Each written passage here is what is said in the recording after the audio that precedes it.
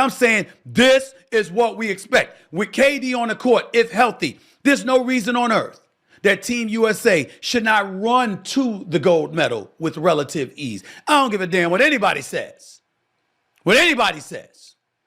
And because of that reality, that's why I find myself pissed off right now at Golden State Warriors and now Team USA's head coach, Steve Kerr.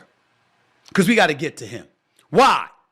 Because, ladies and gentlemen, the man elected not to play Jayson Tatum. Jayson Tatum. 0 minutes. Jayson Tatum, the last 3 years, all NBA first team. Jayson Tatum, top 6 for league in the category for league MVP. Jayson Tatum, the reigning defending NBA champion. Jayson Tatum. And you can't find minutes in a 26-point lopsided victory. You can't find 1 minute for Jayson Tatum. I'm trying to get away from cussing because, you know, I'm not the most religious person in the world, but I'm a decent human being that loves the Lord, and my pastor's watching me sometimes, and I know he gets mad at me when I cuss. But Steve Kerr, that's some straight bullshit. I mean, really. You got to be kidding me. I mean, what possible excuse could you have for that? I don't want to hear this. And I'm reading these reports, and these people getting on my damn nerves. Getting on my damn nerves. But before I get into any of that with Steve Kerr and his BS, let's hear his BS excuse or rationale when he was talking to ESPN's own Brian Windhorst, who was on this show last week previewing the Olympic competition. This is Steve Kerr with Brian Windhorst after not finding a minute to play Jayson Tatum. Listen to this. You guys play your best game of the whole summer to this point, but you didn't get to use Jayson Tatum, who's obviously one of the best players in the league. Obviously, that's one of the hard things to do in your role. Yeah, it's tough, but Jayson handled it really well. I talked to him today before the game that it may play out this way, just with Kevin coming back and the lineups that I wanted to get to. But that'll change. You know, Jayson's going to play. Every game's going to be different based on matchups. He's a total pro. He's, first team All-NBA 3 years in a row. I felt like an idiot not playing him. But in a 40-minute game, you can't play more than 10. You really can't. And, so I think he's an amazing guy, great player, and handled it beautifully. And, he'll be back out there next game. Oh, that's such bullshit. Come on, man. Steve Kerr, you're a 4-time champion. You're one of the great coaches that have ever coached the game of basketball. What do you mean you can't play more than 10? If anybody can play more than 10, it's you. It's you. And the lack of cohesiveness when we lament Team USA and we talk about they got a bunch of superstar players, but they're not necessarily a team because they haven't necessarily played together. You don't have to sit up there and have a starting lineup with the people that you have. Joel Embiid, LeBron James, Steph Curry, Drew Holiday, Devin Booker. Well, a second unit has to be Kevin Durant, Anthony Edwards, Derek White, Anthony Davis, Bam Adebayo. And oh, by the way, now if KD comes back and he's still healthy, you might take Devin Booker out the starting lineup, and instead you might put in Kevin Durant. So Kevin Durant will be starting with Steph Curry and Drew Holiday instead of Devin Booker, and Devin Booker will be starting with Anthony Edwards and Derek White. Really? With the talent that you have, what do you mean you can't play more than 10? Yes, you can. Yes, you can. Because they're all great. What are you trying to say? That you couldn't find a few minutes for an all-NBA player who stands here today as the reigning NBA champion, who averaged 27 a game, who, by the way, isn't too shabby defensively, but you can find time for teammates, not one but two, in Drew Holiday and Derek White that can't do what he does?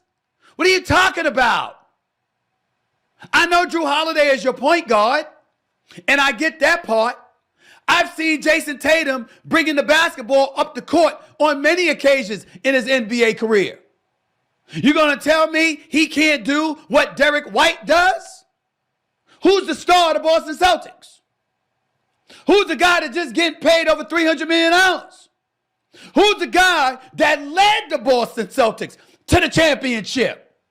I understand Jaylen Brown was the conference finals MVP and he was the NBA finals MVP, but he ain't the dude who was the number one option, averaging 27 a game over the course of an 82-game season, and then showed up in the playoffs and did his thing then as well.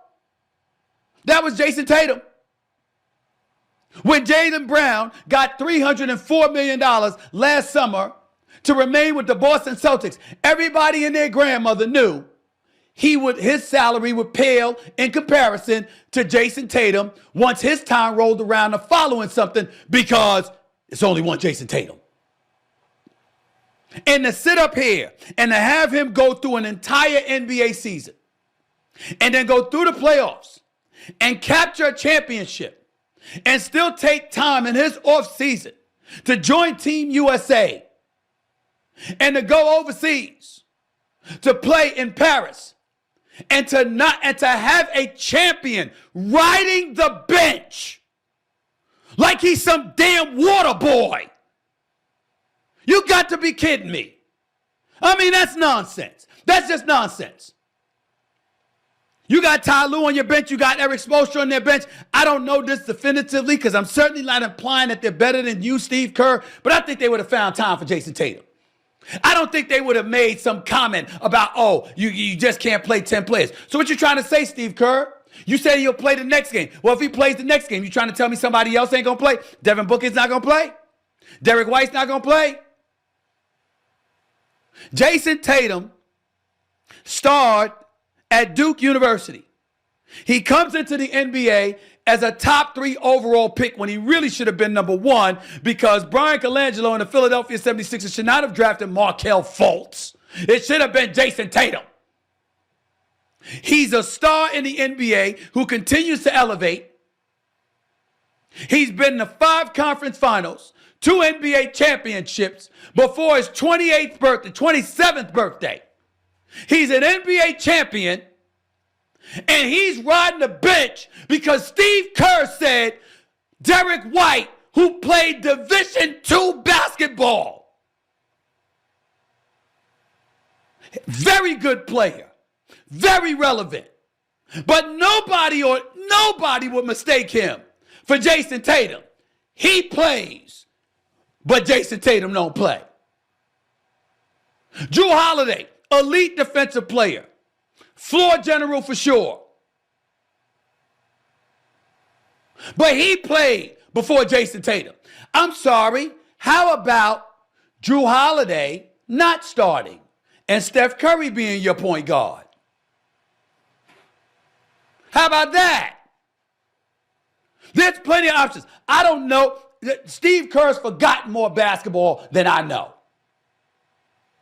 But I'm pretty damn sure I'd bet my career I could have found a few minutes for Jayson Tatum. You got to be shitting me. I mean, this is unbelievable. It's unbelievable to me. If you're going to bench anybody, bench Derek White. What are you talking about? And I say bench none of them. Because your talent is so elite, everybody should be able to get a few minutes. LeBron didn't have to play 27 for you to win. I mean, what happened to 23 minutes? What happened to 21 minutes? What are you trying to say? Think about that. Ladies and gentlemen, when you're riding the bench, the implication is putting you on the court would be to the detriment of our team. That's what riding the bench means. And if that's what you're saying it about the reigning, defending NBA champion. That is Jayson Tatum. He can't do it, y'all. And I wouldn't advise him to do it because I would never do something like that either. But I got to tell you, if that man had the attitude, get me the hell out of Paris, I'm ready to go back home, I wouldn't blame him. I wouldn't blame him.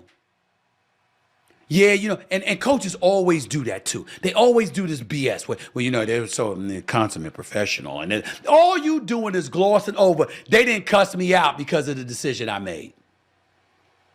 It's a way to give yourself a reprieve. Oh, they're class and they're professional. And that's what, this is the Olympics, man. He didn't have to be here. I'm quite sure Jayson Tatum could have found better things to do with his time in the summer after winning his first championship than riding the bench in front of an international audience. He's a champion and the leader of the champions. You have any idea how it makes him look to be riding the bench? Come on, man. This ain't right. This ain't right. Halliburton, mad love for him, but I understand him not playing compared to others. I get it. And his time will come. And he got an awkward style of game where, it's give or take. It's risky to some degree. I get that part. That's not Jayson Tatum. And they talk about Jayson Tatum hasn't had the greatest Olympics or whatever. Shoot 47% from the field. Come on, y'all. Team USA won by 26. They didn't win by 1. It's inexcusable. 10-man rotation. You can't really play more than 10. Yes, you can. Yes, you can. If you can play LeBron James 27 minutes, you can find time for somebody else and carve out a little less for him. Come on, man. LeBron is playing great. So I'm not implying, I'm just using that as an example in terms of minutes. It's really disgusting. It's really disgusting. There's no excuse for this. No excuse whatsoever. Really hard in a 40-minute game to play more than 10 guys. It's Team USA. Let me remind y'all of who's on the roster. Joel Embiid, LeBron James, Steph Curry, Drew Holiday, Devin Booker, Kevin Durant, Anthony Edwards, Derek White, Anthony Davis, Bam Adebayo, Jayson Tatum, and Tyrese Halliburton.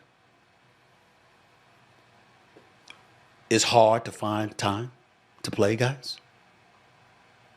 Again, we ain't talking about the amount of minutes.